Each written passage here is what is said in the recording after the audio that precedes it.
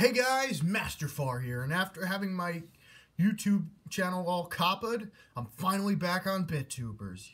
So if you're from YouTube, glad to see you here.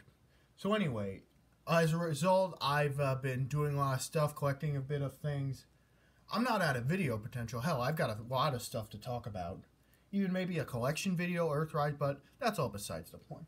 The point is, after I jumped ship, I got a few of these and... Okay, I'm rambling now, but the point is, I'm a part of Ninja Build's Out of the Comfort Zone challenge. My buddy Autocorrect Primer just did with, I think, Pinkie Pie and Rainbow Dash, like, Mighty Mug figures. They're like Quintesson figures. I don't know what's more baffling. The fact that those exist, or the ungodly amount of porn on those characters. But, anyway, trying to keep it PG. I know I'm on BitTubers, but still gotta let people know I'm here. And today, for my bit on the challenge, I give you the Galaxy Fighters. Now, if you don't know who these are, a little history lesson. There was a company in the 80s called Sun Gold who bootlegged a bunch of, well, they didn't bootleg any He-Man figures. They made like a knockoff line, but it was more based on the work of an artist named Frank Frazetta. Now, I'm not really going to get into details of how confusing it can get. You can look up the Phaelus videos by these, but he did talk about these three figures right here. These are Baltar, Dayton, or Magnon, and Centurion. Now, of course, you can say they copied He-Man to a.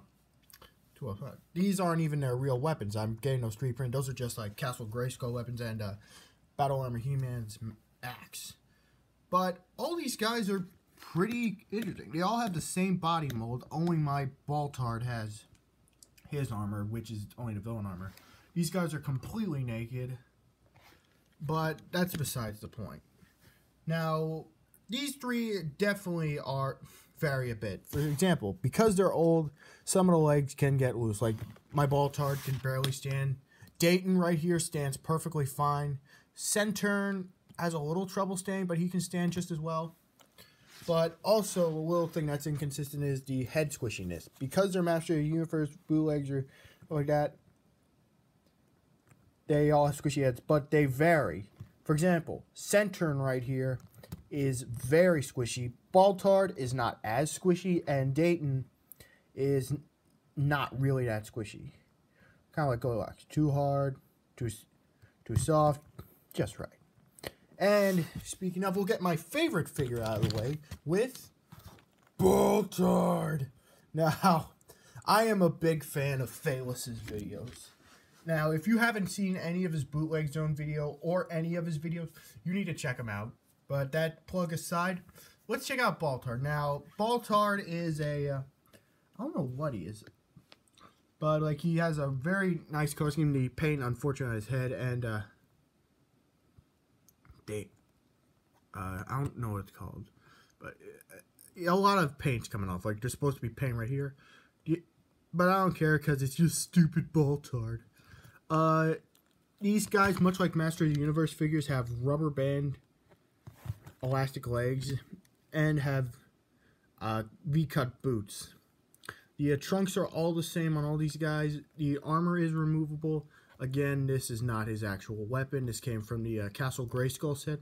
The gauntlets are actually painted unlike Masters of the Universe figures, and unlike Masters of the Universe figures, he does not have the punching action at the waist, which even then a few figures didn't have it either.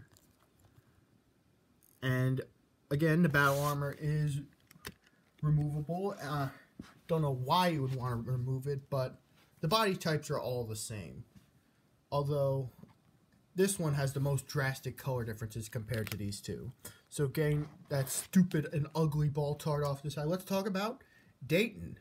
He was originally known as Magnon, then Magoon, then just became Dayton. I prefer to call him Dayton because the original Magnon looks completely different. He has yellow hair, looks very He-Man-ish, which is why a lot of people say it's a knockoff, but this one's much more different. He has like different eyes, and they clearly change his hair. He has a very nice helmet, too. Very nicely textured. Very science fiction-y, which I guess is with the He-Man stuff. And you can see he has the red trunks, and eyes for trunks. They are very nicely molded. and you can kind of make out stars and a diamond right here. And same on the back. The back is kind of but you won't be looking at it that much.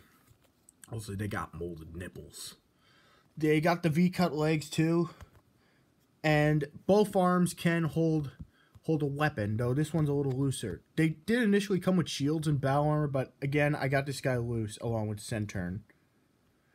And I know this is probably the best time, but I'm just gonna do a quick comparison with a real He-Man figure. This is, of course, the battle armor He-Man, and yes, still works. But bringing them aside, you can see comparisons. This one is a little bit different. It's not straight up mold copy, but people would say it because, like, with the boots, the trunks, and the gauntlets, which are actually painted, and these guys are actually a little bit shorter since their legs are a little more crouched. But articulation's still the same, and as stated before, this guy also doesn't have the rotating, spinning waist attack trademark. But this guy, on the other hand, he can fully turn. They can hold each other's weapons, and they actually scale pretty well. And I actually prefer this one over the regular Galaxy Warrior Magnon, or, well, this is Galaxy Fighters by Suko. But it's a long story. Again, check out Phaelus, because I don't think I could go that in depth. And in depth, if you catch my drift. Okay, and last but certainly not least, bring these two off to the side, is Centurion. He's a Centurion, of course. The paint on him is actually very nice, though. The skin color doesn't really match. It's much whiter, almost an Irish color compared to his skin. I really like the detailing on his helmet. I don't know how he got it. Maybe he's like, kind of reminds me of Dodoria from Dragon Ball, actually. And his hair right here, unlike Baltar, is still painted.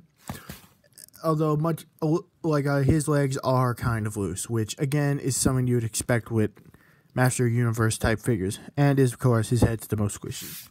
Now, I know what you're thinking. Him and Dayton have the same colors, but there is one subtle difference. Albeit very...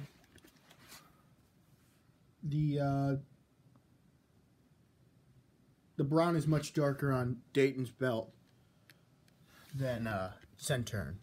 But yeah, these guys work really well together. And now on to the group comparison shot, where they're beating up on that piece of shit Baltar. But Baltar! Yeah. Yeah, these guys actually scale pretty well.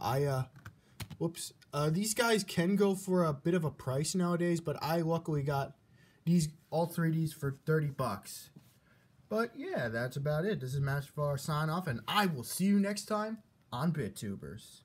And also, I am tagging my friend Dennis Moulton, aka Godbot, about the challenge. So have fun.